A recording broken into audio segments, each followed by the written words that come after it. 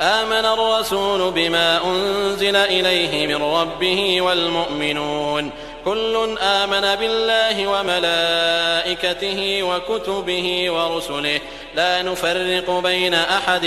من رسله وقالوا سمعنا وأطعنا غفرانك ربنا وإليك المصير. لا يكلف الله نفسا إلا وسعها لها ما كسبت وعليها ما اكتسبت ربنا لا تؤاخذنا إن نسينا أو أخطأنا ربنا ولا تحمل علينا إصرا كما حملته على الذين من قبلنا ربنا ولا تحملنا ما لا طاقة لنا به واعف عنا واغفر لنا وارحمنا أنت مولانا فانصرنا على القوم الكافرين.